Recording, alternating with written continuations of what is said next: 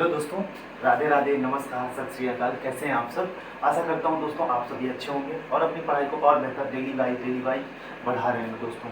तो मैं सिसिल आपका स्वागत करता हूं आपके अपने यूट्यूब चैनल सिसिल यूट्यूब वाला पे। दोस्तों रोज की तरह मैं फिर आपके सामने एक केवीएस इंटरव्यू की टीजीटी पीजीटी पीआरटी की भी जो भी स्टूडेंट्स हैं उनके लिए कुछ सिचुएशनल बेस्ड क्वेश्चंस मैं लेके आया हूँ आपके लिए। और आपकी तैयारी को और बेहतर बनाने के लिए मैं बिल्कुल एकदम लॉजिकल चीज़ें और जो भी आपसे इंटरव्यू में क्वेश्चन हर संभव हो सकता है, जहाँ से क्वेश्चन पुटअप किए जा सकते हैं, कैसे क्वेश्चन पुटअप किए जा सकते हैं, कहाँ से आप क्वेश्चन पूछा जा सकता है, कहाँ से नहीं, ठीक है। मैं सारी कोशिशें कर रहा हूँ आपके लिए कि आपका और बेहतर से बेहतर प्रदर्शन हो सके इंटरव्यू में। तो उसी के लिए एक गाइडेंस के रूप में मैं आपके सामने प्रस्तुत हूँ कुछ सटीक सा क्वेश्चंस लेके, जो आपको सिचुएशनल बेस्ड क्वेश्चंस हैं जो पूछे जाते हैं जनरली इंटरव्यूज में, टीचिंग इंटरव्यूज में। ये ऑलरेडी जो मैं क्वेश्चन आपके सामने लेके आ रहा हूँ ये सब ऑलरेडी किसी न किसी टीचिंग एग्जाम्स में पूछे गए हैं और किसी न किसी टीचर्स के सेलेक्टेड टीचर्स के द्वारा ये सब प्रिपेयर किए गए हैं और बनाए गए हैं दोस्तों। तो चलिए रोज की तरह मैं फिर से आपके सामने प्रस्तुत हूँ, तो डिस्कस करते हैं कि सिचुएशनल बेस्ड क्वेश्चंस क्या है। ये आज का क्लास जो पार्ट 3 है, सिचुएशनल बेस्ड क्वेश्चंस क्या होते हैं, ठीक है। और मैंने पहले ही डिस्कस कर लिया है और इंटरव्यू की प्लेलिस्ट बकायदा बना दी है मैंने, लगभग उसमें 70 videos all about KVS interview की how do we prepare for interview और हमें डेमो टीचिंग कैसे देनी चाहिए, इससे रिलेटेड मैंने सारी चीज़ें उस प्लेलिस्ट में बना के रखी है दोस्तों। तो आप वहाँ पे जाके जरूर देखें, उससे आपको एक गाइडेंस मिलेगी, उससे आपको एक मदद मिलेगी, हो सकता है आप अपनी तैयारी को और बेहतर बना सकें। तो सबसे पहली चीज़ तो मैं दोस्तों आपसे एक विनम्र निवेदन करता हूँ कि आप लोगों को ये सब चीज़ें करनी चाहिए। मैं एक रिक्वेस्ट करता हूँ, एक रिक्वेस्ट है आप लोगों से कि आप खुद से ज़्यादा चीज़ों को खुद में इन्वॉल्व हों, खुद से ज़्यादा चीज़ों में इन्वॉल्व हो, खुद को इन्वॉल्व करें। जब आप चीज़ों को खुद में इन्वॉल्व करते हैं तो आप बहुत ज़्यादा एक्टिवली से चीज़ों को सीखते हैं और आपके मुंह से रटा रटाई चीज़ें नहीं निकलती हैं और आपके मुंह से ऐसी चीज़ें निकलती हैं, आपका एक कॉन्फिडेंस बूस्ट होता है और आप चीज़ों को अच्छे से व्यक्त कर पाते हैं या अपने जो थॉट्स हैं माइंड में उसको अभिव्यक्त कर पाते हैं।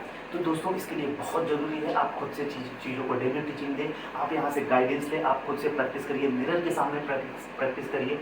आपके जो भाई बहन हैं, आपके जो पापा मम्मी पापा, उनके सामने 10 से 15 मिनट का 5 से 10 मिनट का डेमो टीचिंग दीजिए, ठीक है। वहाँ पे आप देंगे तो वहाँ पे आप अगर सक्रिय रहते हैं, आप एक्टिव होते हैं तो आपकी तैयारी काफ़ी बेहतर हो सकती है, क्योंकि जब आप खुद से चीज़ों में इन्वॉल्व होते हैं तो वहाँ आप एक्टिवली चीज़ों को सीखते हैं और खुद से जब गलतियाँ होती हैं तो आपको पता है कि आप सबसे बेहतर सीखते हैं। अगर इंसान खुद से गलती कर रहा है और खुद से गलतियों को सीख रहा है तो वहाँ सबसे बेहतर लर्निंग होती है, एक किसी भी फॉर्म में आप ले लीजिए।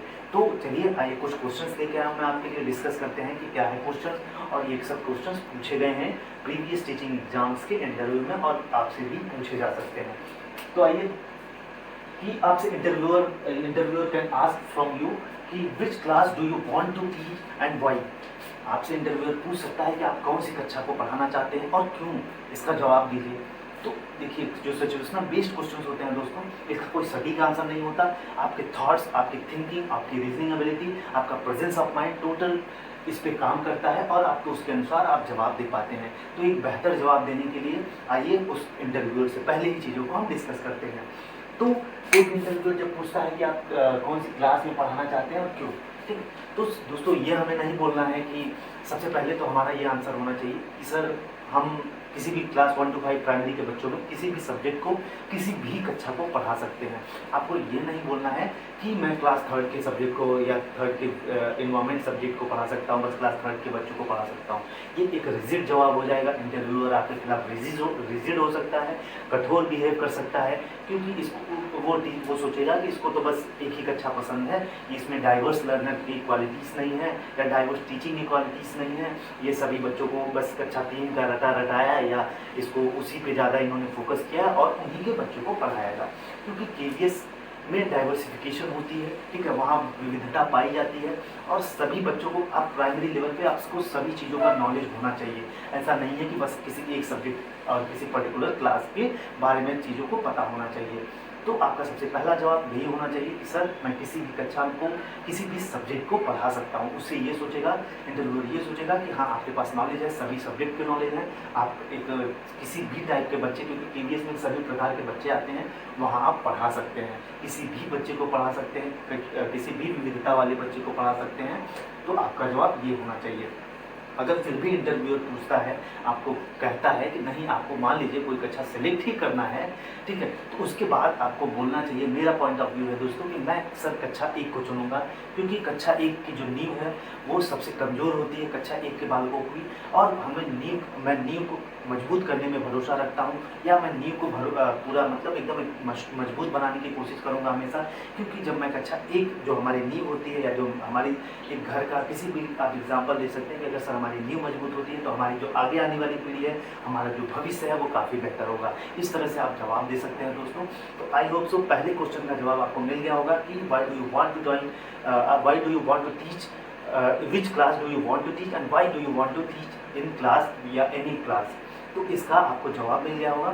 तो आइए दोस्तों नेक्स्ट क्वेश्चन पे डिपेंड करते हैं, या नेक्स्ट क्वेश्चन के बारे में देखते हैं कि नेक्स्ट क्वेश्चन क्या है। What are the qualities of a teacher? Interviewer can ask from you कि what are the good qualities of a teacher, ठीक है, तो आपको इसके बारे में बताना पड़ेगा उनको कि आपके अंदर क्या, या आपसे ये पूछ सकते हैं which qualities do you have as a teacher. तो आपसे ये सब क्वेश्चन पूछ सकता है इंटरव्यूअर। तो आपको इन सब का आइडिया होना चाहिए। आपको कुछ क्वालिटीज़ पहले से, ऐसी क्वालिटीज़ को अपने अंदर सर्च करिए कि जिसके बारे में अगर वो पूछता है तो उसके बारे में नॉलेज हो। जनरली सब बोल देते हैं पे धैर्यवान होना चाहिए, उसके पास एक अच्छा कम्युनिकेशन स्किल होनी चाहिए, ये सब बोलेंगे। आप जो बोलिए उसके बारे में आप रिसर्च करके जाइए, आपके पास एक प्रॉपर नॉलेज होना चाहिए उसके बारे में, तो इंटरव्यूअर को आपके बेहतर से जवाब दे पाए, बेहतर तरीके से उसको जवाब दे पाए। तो आइए मैंने कुछ क्वालिटीज़ रखी हैं जो आपको बहुत मदद करेंगी। आप एक गाइडेंस ले सकते हैं यहाँ से, और काफ़ी हेल्पफुल करेंगी आपका जवाब देने में, आपके थॉट्स को बेहतर बनाने में, आपके व्यूज़ को बेहतर बनाने में। तो आइए देखते हैं। पहला, पेशेंस होना चाहिए। कोई भी टीचर के पास धैर्य होना चाहिए। ऐसा नहीं कि कोई बच्चा गलती कर रहा है तुरंत आप उस पर रिस्पॉन्स कर दे रहे हैं, एग्रेसिव हो जा रहे हैं, आक्रामक व्यवहार उसके साथ कर रहे हैं। तो सबसे पहली चीज़ होनी चाहिए कि आपके पास पेशेंस होना चाहिए, आपके पास धैर्यवान होना चाहिए, बच्चों को सुनने चाहिए, ऐसा रिलेशन बनाइए, फ्रेंडली रिलेशन बनाइए बच्चों के साथ। बच्चों को ये ना फील हो कि बच्चा अपना घर छोड़ के माता पिता को छोड़ गया है, तो ऐसा उसको न लगे कि मैं कहीं और आया हूँ, ऐसा लगे कि मैं अपने घर में हूँ, ऐसा लगे कि मैं अपने माता पिता के साथ हूँ। ऐसा टीचर, आपको ये सब चीज़ें पता होनी चाहिए, ऐसा धैर्यवान होना चाहिए, आपको उनको सुनने की आदत होनी चाहिए। बच्चा कुछ कहने को चाह रहा है तो आपको सुनना चाहिए। तो ये सब एक पेशेंस होना चाहिए टीचर का, एक इम्पॉर्टेंट क्वालिटीज़ है। तो वही बात करें दोस्तों, सफिशिएंट नॉलेज ऑफ सब्जेक्ट। बिल्कुल ऐसा टीचर, आपको नॉलेज का एक सफिशिएंट, एक पर्याप्त नॉलेज होना चाहिए। एकदम आपको मास्टर होना भी बहुत ज़रूरी नहीं है, आपको एक सफिशिएंट नॉलेज होना चाहिए किसी भी सब्जेक्ट का। आपको जो भी सब्जेक्ट आप पढ़ा रहे हैं उसका एक सफिशिएंट नॉलेज होना चाहिए, आपको उसके बारे में पता होना चाहिए। आपको उसकी टीचिंग मेथड्स जो हैं, आपको कैसे टीचिंग मेथड्स अपनाएंगे उसमें। अगर कोई बच्चा इंटरेस्ट नहीं ले रहा है पढ़ने में तो आप क्या करेंगे, आपको कौन कौन से टीचिंग मेथड्स अपना सकते हैं। आप खेल विधि के माध्यम से बच्चे के अंदर इंटरेस्ट कैसे जगाएंगे। कोई बच्चा पढ़ नहीं पा रहा है, किस मेथड से बच्चे के अंदर रुचि आएगी पढ़ने में। आप किसी पाठ्यक्रम को सहज या सरल कैसे बना सकते हैं, किसी टॉपिक को काफ़ी अच्छे से कैसे पढ़ा सकते हैं। तो ये सब क्वालिटीज़ आपके अंदर होनी चाहिए, सफिशिएंट नॉलेज होना चाहिए, सब्जेक्ट के सफिशिएंट नॉलेज होनी चाहिए आपके पास। तो ये सब एक टीचर की क्वालिटीज़ है।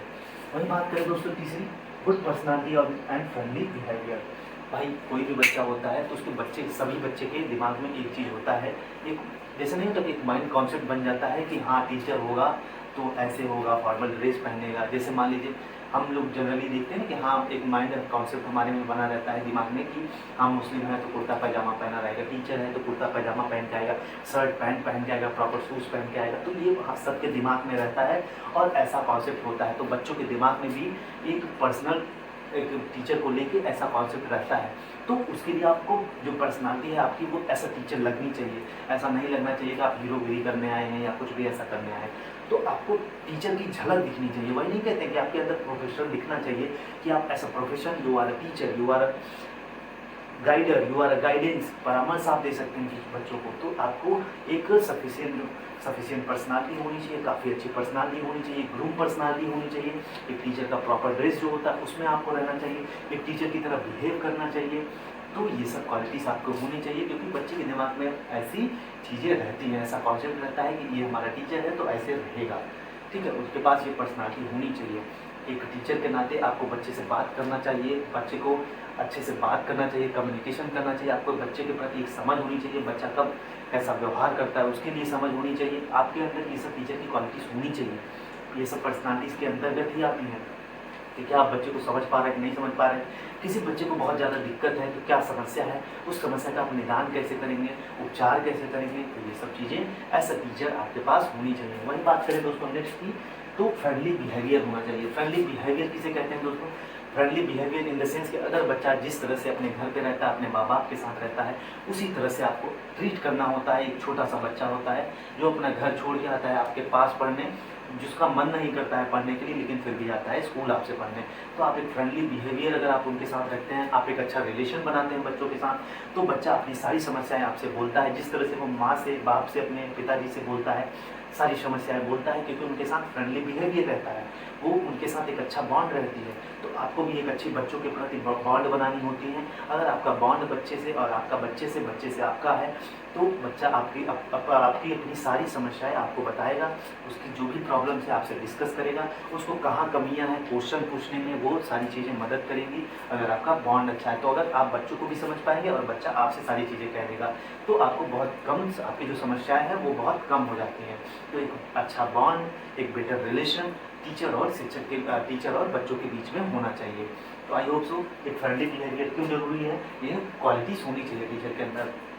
वही बात करें इफेक्टिव एंड फ्लुएंट कम्युनिकेशन, बिल्कुल आपको कोई चीज़ पता है बट आप बोल ही नहीं पा रहे। कम्युनिकेशन कहने का मतलब अपनी चीज़ों को अभिव्यक्त कर पाना, अपने थॉट्स को कह पाना, आपके माइंड में जो चीज़ें हैं आप उसको प्रेजेंट अच्छे से कर पा रहे हैं कि नहीं पा रहे हैं। अब जैसे मान लीजिए आप नॉलेज है, ठीक है, नॉलेज होता है ना, आप ये नॉलेज की स्पेलिंग होती है KNOWLEDGE, नॉलेज। आप इसको नॉलेज पढ़ते हैं, के साइलेंट होता है नॉलेज, ठीक है, नॉलेज पढ़ते हैं इसको। वहीं अगर आप बच्चों के सामने के नॉलेज का नॉलेज पढ़ते हैं, को नॉलेज, तो आप जो चीज़ें बोलते हैं बच्चा वही सीखता है, क्योंकि वो उनको कुछ नहीं पता है। आप एक गाइडर होते हैं, आप एक टीचर होते हैं, जो भी बोलते हैं तो वो बच्चा आपकी कक्षा में वही सुनता है और आप उसी को रिपीट करेगा। तो इसीलिए आपकी कम्युनिकेशन जो स्किल है वो काफ़ी बेहतर होनी चाहिए, चीज़ें क्लियर होनी चाहिए, जो आप बोल रहे हैं क्या वो एकदम क्लियर आवाज़ है, और एक प्रॉपर जो आपकी फ्लुएंसी है एक प्रॉपर लाउड होनी चाहिए, बहुत तेज भी नहीं होनी चाहिए, बहुत धीरे भी नहीं होनी चाहिए, क्योंकि अगर आप धीरे से बोलते हैं तो बच्चा सुन नहीं पाता है, पीछे वाले बच्चे नहीं सुन पाएंगे। तो आपको थोड़ा सा जो आपकी कम्युनिकेशन स्किल है और फ्लुएंसी है वो काफ़ी अच्छी होनी चाहिए। आपको बोलने आना चाहिए अच्छे से, आपको ऐसा बोलिए कक्षा में कि पीछे वाला भी बच्चा सुन पाए, आगे वाला भी बच्चा सुन पाए, बीच वाले भी बच्चे सुन पाए। और आप जो चीज़ें भी बोल रहे हैं एकदम क्लियर वॉइस होनी चाहिए आपकी, ठीक है, क्लियरेंस होना चाहिए, ताकि बच्चे को कन्फ्यूज़न ना हो। आप जो भी बोल रहे हैं बच्चा एकदम सटीक तरीके से सुने और उसको उसी रूप में बोलें। आप गलत बोलेंगे तो बच्चा भी गलत बोलेगा, इसीलिए कहते हैं कि गुड कम्युनिकेशन होना चाहिए आपके पास, ठीक है, और आपकी फ्लुएंसी काफ़ी अच्छी होनी चाहिए, क्लियर होनी चाहिए।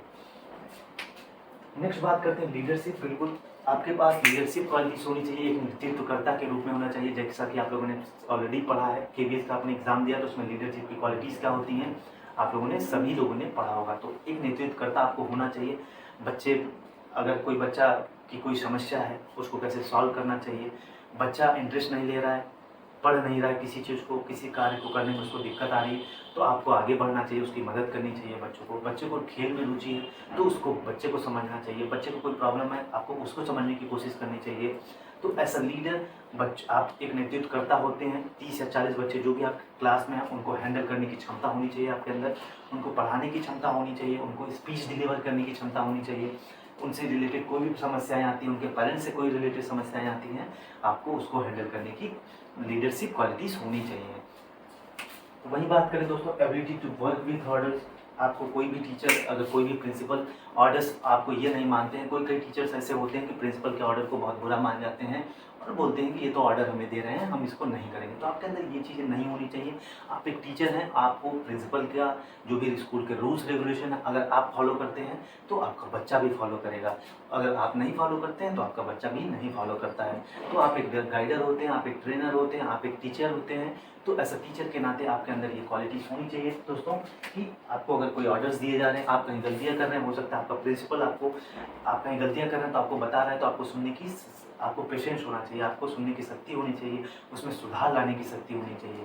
तो इसीलिए कहते हैं कि आपको, आपके पास ability to work with orders होनी चाहिए। वहीं बात करें गुड लिसनर, बिल्कुल एक अच्छा सुनने वाला होना चाहिए, ठीक है। अगर आप बच्चों को अच्छा से सुनते हैं तो बच्चे, आपके और बच्चे के प्रति एक अच्छी बॉन्ड बनती है, एक रिलेशन बनता है और बच्चा आपसे सारी समस्याएं कह पाता है। आप कोई भी चीज़ें हैं आप अच्छे से सुनना जानते हैं, अपने टीचर्स का सुनते हैं, अपने प्रिंसिपल्स का सुनते हैं, तो एक इफ़ेक्टिव टीचर के अंतर्गत ये सब क्वालिटी होनी चाहिए, उसके अंदर एक क्वालिटीज़ होनी चाहिए कि वो बच्चों को अच्छे से सुने, ठीक है। बच्चों हों चाहे टीचर के हो कोई, चाहे स्कूल्स हो, उसको सुने, अच्छे से समझे, उसके बाद अपनी चीज़ों को बोले। तो एक गुड लिसनर टीचर को ज़रूर होना चाहिए। वही बात करें जेंडर न्यूट्रल, बिल्कुल होना चाहिए। कोई भी डिस्क्रिमिनेशन, ऐसा टीचर आपको कोई भेदभाव नहीं करना चाहिए किसी बच्चे से, अरे ये पिछड़ा बालक है, या अदर कास्ट से है, ये बच्चा तेज है, ये अच्छे घर से है तो इसको ज़्यादा कम करना चाहिए, इसके पिताजी अमीर हैं तो उसको ज़्यादा सपोर्ट। ऐसे होते हैं, ऐसी सिचुएशन आएंगे आपको कक्षा में। हो सकता है कोई बच्चा बिजनेस टाइकून का, कोई भी बच्चा, एक ऐसा कोई बच्चा हो जो बड़े बिजनेस टाइकून का बच्चा हो, तो आप उसको ज़्यादा केयर देते हैं, तो ऐसा नहीं करना चाहिए। हमें एक इक्वालिटी रखनी चाहिए, एक समान व्यवहार करना चाहिए, एक इक्वल इम्पॉर्टेंस देनी चाहिए बच्चों को, इक्वल उनको ट्रीट करना चाहिए हमें बच्चों को, वो चाहे मेल हो या फीमेल हो, सबके साथ इक्वली ट्रीट करना चाहिए। ऐसा टीचर सबको एक बेहतर तरीके से पढ़ाना चाहिए, समावेशी शिक्षा का, बाल केंद्रित शिक्षा का पालन करना चाहिए। एनईपी की जो भी रूल्स रेगुलेशन है आपको उसको फॉलो करने चाहिए। तो आई होप सो दोस्तों आपको समझ में आ गया होगा कि जेंडर न्यूट्रल रहना चाहिए, और ये सब टीचर्स की क्वालिटीज़ हैं। आपको मैंने सारी टीचर्स की क्वालिटीज़ क्या क्या है और क्यों है, कैसे है, आप अपनी चीज़ों को आप यहाँ से गाइडेंस भी ले सकते हैं। तो चलिए एक नेक्स्ट क्वेश्चन है दोस्तों, ठीक है। 2 क्वेश्चन को हम लोगों ने डिस्कस कर लिया। How to handle indiscipline. आपकी कक्षा में अगर अनुशासन सही से नहीं हो रहा है, इनडिसिप्लिन है आपकी कक्षा में, तो आप एज अ टीचर कैसे उसको हैंडल करेंगे। आपसे इंटरव्यूअर ये भी क्वेश्चन पूछ सकता है। ये सब कॉमन क्वेश्चन है, आपको इसके जवाब देने चाहिए। सब कॉमन क्वेश्चंस हैं बट सब आंसर्स इसका सही नहीं दे पाते हैं। तो आइए देखते हैं। तो as a teacher sir I will tackle the root cause of the indiscipline. आप ऐसे बोल सकते हैं कि sir I will try my best to tackle the root cause of indiscipline. Why there is indiscipline in my class, I will tackle the root cause. इसका मतलब ये है दोस्तों कि जो रूट कॉज है इनडिसिप्लिन का, क्यों ये इनडिसिप्लिन हो रही है, सबसे पहले तो मैं उसको जानने की कोशिश करूंगा। उसके बाद whether the root cause or cause of the indiscipline is related to the personal life or teaching learning life। हो सकता है कि बच्चे का जो कारण है या इनडिसिप्लिन का कारण है, मैं जानने की कोशिश करूंगा कि बच्चे के पर्सनल लाइफ से वो रिलेटेड इश्यूज है या उससे टीचिंग लर्निंग प्रोसेस से रिलेटेड इशू है। अगर बच्चे के पर्सनल लाइफ से रिलेटेड इश्यूज है या प्रॉब्लम्स है, बच्चा इसलिए इनडिसिप्लिन कक्षा में कर रहा है, तो मैं उसके पेरेंट्स से, बच्चे से बात करूंगी, बच्चे को समझाऊंगा और उसके पेरेंट्स को बुलाकर बात करूंगा, प्रिंसिपल से बात करूंगा, इन सब चीज़ों को, कारणों का निदान करने की कोशिश करूंगा। और अगर टीचिंग लर्निंग प्रोसेस में है कि आप, हो सकता है आप कक्षा में अच्छे से ना पढ़ा रहे हो, बच्चे को इंटरेस्ट नहीं आ रहा हो पढ़ने में, आप बहुत गुस्से वाले हैं, बच्चा आपसे बॉन्ड नहीं करना, अच्छा बॉन्ड नहीं बनाना चाहता, बच्चा आपसे अच्छा रिलेशन नहीं लेना चाहता, अच्छा रिलेशन नहीं करना चाहता, हो सकता है आपके टीचिंग मेथड्स में कहीं ना कहीं इशू हो।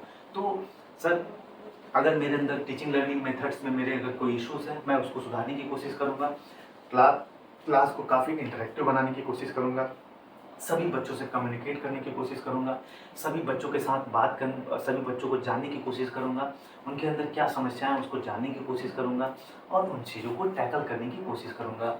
तो ये सब चीज़ें आपको आनी चाहिए दोस्तों, कि अगर टीचिंग लर्निंग प्रोसेस से है तो मैं खेल विधि से चीज़ों को पढ़ाऊँगा, पपेट्री के माध्यम से पढ़ाऊँगा, डायग्राम के माध्यम से पढ़ाऊँगा, बच्चों को क्लास में एक्टिविटीज़ के माध्यम से सिखाऊँगा, बच्चों को एक्टिव करके सिखाऊँगा, ठीक है, बच्चों को खेल के माध्यम से सिखाऊंगा। तो ये सब चीज़ें होनी चाहिए अगर मेरे टीचिंग लर्निंग प्रोसेस में दिक्कत है या इश्यूज है या प्रॉब्लम्स है, जो कि बच्चा जिस कारण इंटरेस्ट नहीं ले रहा है या इनडिसिप्लिन क्रिएट कर रहा है कक्षा में। तो नेक्स्ट है rules and routines for classroom. आप ये भी बोल सकते हैं कि sir I can make some rules and routines for my classrooms, for my class, कि सभी बच्चों उसको फॉलो करें। ऐसा टीचर, अगर आप रूल्स एंड रेगुलेशन फॉलो करते हैं तो आपका बच्चा भी रूल्स रेगुलेशन को फॉलो करता है। जैसे आप कुछ रूल्स और रेगुलेशन अपनी कक्षा के लिए बना सकते हैं कि बच्चे आप समय पे आएंगे कक्षा में, आप समय से बाहर जाएंगे, आपको कोई भी इशू होगी तो आप हैंड रेज करेंगे, अगर आपको कोई ऐसी इशूज़ हैं जो आप किसी से नहीं बोल पा रहे हैं तो आप हमसे बोलिए। कुछ रूल्स एंड रेगुलेशंस आप बच्चों को बना सकते हैं। अगर आप टाइम से आते हैं कक्षा में तो आपका बच्चा भी टाइम से आता है कक्षा में। तो ऐसे रूल्स एंड रेगुलेशंस आप क्लासेस में कुछ बना सकते हैं अगर ऐसी ज़्यादा इनडिसिप्लिन हो रही है। अगर कोई बच्चा बात कर रहे हैं, सभी बच्चे बात कर रहे हैं, वहाँ पे तुरंत हम कोई इंटरेस्टिंग एक्टिविटीज़ करा देंगे, सारे बच्चे शांत हो जाएंगे, बच्चों का ध्यान मोल्ड करने की कोशिश करेंगे। तो ये सब चीज़ें आप करा सकते हैं एज अ टीचर। वही नेक्स्ट कि सर आप ये बोल सकते हैं कि इंटरव्यूअर को कि सर एनईपी 2020 की जो भी रूल्स और रेगुलेशंस दी गई हैं रिगार्डिंग डिसिप्लिन्स, मैं सारी चीज़ों को फॉलो करूँगी, ऐसा टीचर या फॉलो करूँगा। और लास्ट में अगर फिर भी ऐसी चीज़ें नहीं होती, मुझसे नहीं हो पाता, तो मैं फिर भी आपको ये बोलने की ज़रूरत नहीं है, बट एक लास्ट ऑप्शन होता है कि अगर मैं फिर भी वो चीज़ें नहीं होंगी तो मैं उसको एक प्रॉब्लम के रूप में नहीं लूँगा, ऐसा चैलेंज उस चीज़ को लूँगा और उस चीज़ को हैंडल करने की कोशिश करूँगा, क्योंकि ये समस्याएं परमानेंट नहीं होती, ठीक है, टेम्परेरी होती हैं। रोज़ धीरे धीरे सही करने से एक दिन न एक दिन समस्या सॉल्व हो जाएगी। तो ऐसा चैलेंज लूँगा उसको और काफ़ी बेहतर करने की कोशिश करूँगा, उससे सीखने की कोशिश करूँगा और उसको टैकल कर दूँगा, प्रॉब्लम को या समस्या का समाधान कर दूँगा। तो दोस्तों आई होप सो कुछ situation based questions I have taken today and I hope so you all are getting my point and able to understand me what I am saying, what I am delivering to you. तो I hope सो आपको सारी चीज़ें समझ में आ रही होंगी दोस्तों कि क्या मैं आपके सामने डिलीवर कर रहा हूँ और कैसे प्रॉब्लम्स को, सिचुएशनल बेस्ड को प्रॉब्लम्स जो हैं उनको कैसे टैकल करना है। तो चलिए दोस्तों, इस वीडियो में यहीं तक। मैं आपके सामने फिर से प्रस्तुत होऊंगा कुछ नए टॉपिक्स, कुछ नए क्वेश्चंस के साथ जो आपसे संभावित हैं, इंटरव्यूज में इंटरव्यूअर्स पूछ सकता है और आप उसके लिए एक बेहतर तैयारी कर सकते हैं। एक गाइडेंस ले लीजिए यहाँ से और अपने बेटर आंसर को क्रिएट करिए, और ताकि इंटरव्यू से पहले आप इतना बेटर प्रैक्टिस कर लीजिए कि आपकी वहाँ हेजिटेशन रिमूव हो जाए, आप अपनी चीज़ों को बोल पाएँ, अपनी चीज़ों को अभिव्यक्त कर पाएँ। क्योंकि मैंने देखा कि सबसे ज़्यादा समस्या आ रही है बच्चों को कि वो रटा रटाया चीज़ें, क्या है कि आप मॉक इंटरव्यू देने जा रहे हैं, आप या पैसे दे के आप इंटरव्यू की क्लासेस ले रहे हैं, वहाँ पे आपको चीज़ें रटी रटाई वो बता दे रहे हैं और आप वही चीज़ें रट के जा रहे हैं और उन्हीं चीज़ों को वो बोल रहे हैं और वो रटे रटाई चीज़ें सबको याद नहीं रहती और आपका कॉन्फिडेंस लो हो जाता है जब आप चीज़ों को रट के जाते हैं। अगर आप चीज़ों को सीख के जाते हैं तो आप अच्छे से बोल पाते हैं, अभिव्यक्त कर पाते हैं अपने थॉट्स, अपने माइंड को अच्छे से, आपका कॉन्फिडेंस लेवल अप रहता है और चीज़ों को अच्छे से जो आपके दिमाग में रहती है उसको प्रेजेंट कर पाते हैं। तो चलिए दोस्तों, इस वीडियो में यहीं तक, फिर मिलेंगे एक नए टॉपिक के साथ, नई जोश के साथ, नई ऊर्जा के साथ। तब तक के लिए जय हिंद, जय भारत।